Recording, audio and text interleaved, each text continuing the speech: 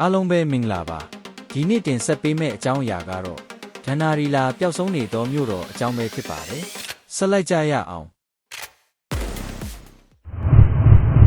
ကမ္ဘာသမိုင်းမှာအကြီးကျယ်ဆုံးပဟေတီတစ်ခုကိုတင်ကြားဖို့ပါသလားအတ္တလန်တိတ်ဒဏ္ဍာရီလာနိပညာရန်တိုးတက်ပြီးရုတ်တရက်ပျောက်ကွယ်သွားခဲ့တဲ့မြို့တော်ကြီးအကြောင်းဒီမြို့တော်ဟာတကယ်ရှိခဲ့လားဘာကြောင့်ပျောက်သွားရတာလဲ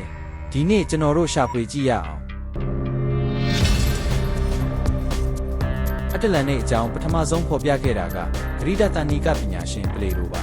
သူ့ရဲ့စာတွေမှာအတ္တလန်တိတ်ဟာအတ္တလန်တိတ်သမုဒ္ဒရာထဲမှာတည်ရှိပြီးရွှေငွေကြောင့်မြတ်တွေနဲ့ပြည့်နှက်နေတဲ့စံပြမြို့တော်ကြီးလို့ဖော်ပြထားပါတယ်ဒါပေမဲ့လူတွေရဲ့လောဘနဲ့စစ်ပွဲတွေကြောင့်ဘုရားသခင်ကဒဏ်ခတ်ပြီးရေအောက်နဲ့မြုပ်သွားတယ်လို့ဆိုပါတယ်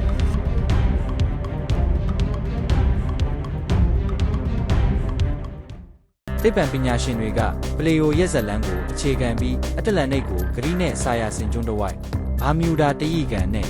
အန္တာတိကတိုက်မှာပါရှာဖွေခဲ့ကြပါတယ်2023မှာ AI နဲ့ရေအောက်မြေပုံဆွဲရဲ့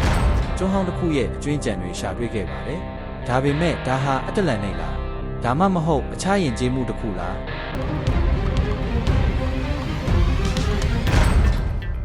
အတ္တလန်တိတ်ဟာဒဏ္ဍာရီလားတကယ်ရှိခဲ့တာလားဒီမေးခွန်းရဲ့အဖြေကိုတင်ကိုယ်တိုင်ယုံကြည်ရဲ့အဖြေကဘာလဲ